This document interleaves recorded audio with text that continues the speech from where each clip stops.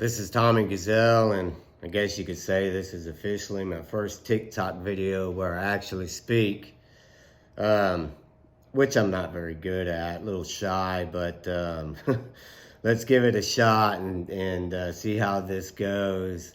So with that being said, to the point, here lately I've been getting a lot of questions about different methods and different ways of working with young horses, and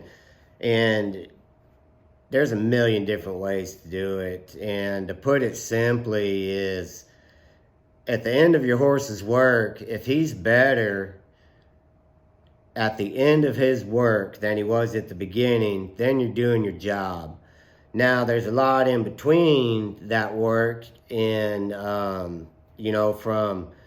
the beginning to the end, and that's where different methods come into play. And I've got my ways I do things that might not work for other people.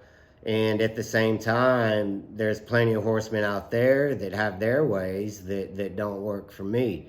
Now, that being said, also, you can't discount anybody.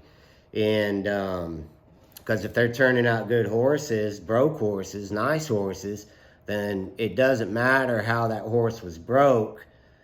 And as long as you keep his heart, you don't ever want to break one down. And we all run into roadblocks here and there when we're starting these young horses and then moving further along in their training. And like one issue, trying to figure out if a young horse is being stubborn or truly doesn't understand what you're asking of him. And so you're going to handle stubbornness versus one that doesn't understand. You're going to handle them in two different ways. But you got to figure out at first which one it is. Stubbornness, being uneducated, not understanding. And when you figure out which is which, and then you apply a different method as you would, handling any other problem. And another question I get a lot is when is it time to move a horse up, from a snaffle and,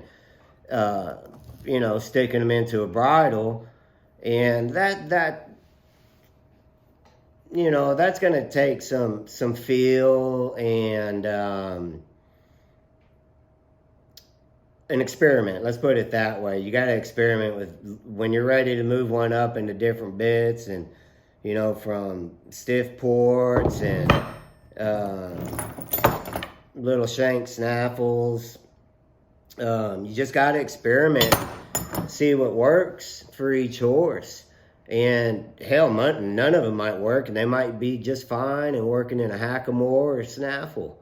But it's all about, to me, it's all about experimenting with certain things and being a little bit of a mad scientist when it comes to working with these horses. And imagination takes a lot of imagination. And I'm always going to try to give the most honest answer I can when being asked certain questions. And I always don't have the answer. I mean, hell, there's a lot of questions I've been asked that I just don't have the answer to. But I'm sure as hell going to find a person that can answer that question that I've been asked. And I'm not the only trainer out there. I mean, there's trainers of all types. And I'm going to, if I'm not the trainer for that person, I will find them the trainer that works for them. I'll put them in contact with several trainers, and they can sort it out and see who's going to work for the way they work and the horses they work. And I love taking the questions. I absolutely love taking any type of question when it comes to horses. I enjoy the conversations and the people I meet through these questions. And I'll go back again and say that my answers aren't always right, but I will give you my honest opinion and answer I can. And most of the questions being asked involve a little more than just sending a message. A lot gets lost in translation when trying to answer through messages. And plus, I'm not a very good typer. My thumbs are way too fat to type on these little phones, and so I always take phone calls. I'll take a phone call any day, anytime, and I carry my phone in my pocket so I can have conversations when I'm working a horse, and